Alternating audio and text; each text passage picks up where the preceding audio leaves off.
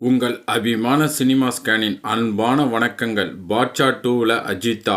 Baasha Rajini sir படம் தானே, அப்படின்னா பாட்ஷா பார்ட் 2ல ரஜினி அண்ட் அஜித் ரெண்டு பேரும் சேர்ந்து நடிக்க போறாங்களா எப்படின்ற மெயின் அப்டேட்ஸை பார்க்க போறோம். மட்டும் இல்லாம ஜவான் படத்தை தந்த அட்லி வேற லெவல் என்றது நம்ம எல்லோருக்கும் தெரியும். அப்படிப்பட்ட அட்லி தன்னோட நிஜ வாழ்க்கையில செஞ்ச வேற லெவல் சம்பவத்தை பத்தியும் பார்க்க போறோம். இருட்டு அறையில் முரட்டு குத்து படம் தந்த ஃபீலிங்கே தனி. அந்த மாதிரியான படத்தை தொடர்ந்து அடுத்து வெளியாக போற படமும் அதே ஃபீலிங்கை தருமான்றதை பற்றியும் பார்க்க போகிறோம். இந்த வீடியோ போர் அடிக்காமல் இருக்க கலர்ஃபுல் கலாட்டாவை பற்றியும் பார்க்க போகிறோம். வாங்க ஃப்ரெண்ட்ஸ், இது எல்லாத்த பற்றியும் ஒவ்வொன்றா பார்க்கலாம் வாங்க. இருங்க ஃப்ரெண்ட்ஸ், எடுத்த உடனே முதல்ல பாட்ஷாவை பற்றி பார்த்துடலாம். 1995 வெளியாகி சுமார் 368 நாட்கள் ஓடின பாட்ஷா படத்தை யாருமே மறக்க முடியாது. சுமார் 28 வருஷங்களுக்கு முன்னாடியே மாஸ் காட்டின கேங்ஸ்டர் படம். ஒரு தடவை சொன்னா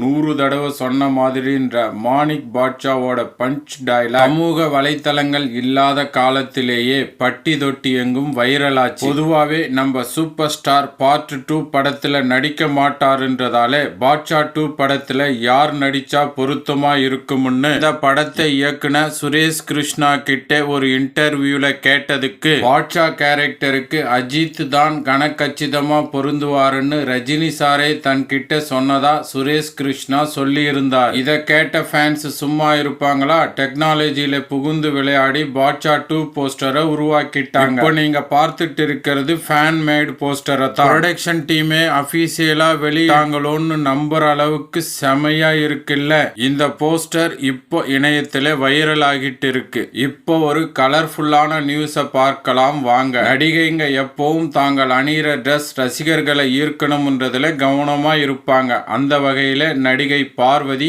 கவன ஈர்ப்பு தீர்மானத்தை அமல்படுத்துற விதமா 2 கால்கள்ல 2 விதமான நிறம் கொண்ட ஷூக்களை அணிஞ்ச மாதிரியான போட்டோவை தன்னுடைய சோசியல் மீடியா பக்கத்துல வெளியிட்டு கலர்ஃபுல் கலாட்டா செஞ்சிருக்காங்க. ரசிகர்களும் அவரோட இந்த கலாட்டாவை ரசிச்சு விதவிதமா கமெண்ட் பண்ணிட்டு வராங்க. ஏற்கனவே மும்பையில வீடு வாங்கின அட்லி இப்போ அங்கே ரூபாய் 40 கோடி ஆபீஸ் ஒன்ன வாங்கி இருக்கு. ஹாலிவுட்ல ஜவானை தொடர்ந்து பாலிவுட்டையே கலக்கிற ஐடியாவில் 40 கோடி அளவுல ஆபீஸை திறந்து தரமான சம்பவத்தை நிஜமான வாழ்க்கையில செஞ்சிட்டு இருக்காருன்னு சொல்றாங்க. All the best Atlee sir. இருட்டு அறையில முரட்டு குத்துன்ற படத்தோட பேரை கேட்டாலே அந்த மாதிரியான ஃபீல் வரதை தவிர்க்க முடியாது. ஹரஹர மகாதேவகி, இருட்டு அறையில் முரட்டு குத்து, ரஜினிகாந்த், இரண்டாம் குத்து, பொய்க்கால் குதிரை ஆகிய படங்களை இயக்கிய இயக்குனரும் நடிகருமான சந்தோஷ் பி. ஜெயக்குமார் இயக்கி கதையின் நாயகர்கள்ல ஒருத்தரா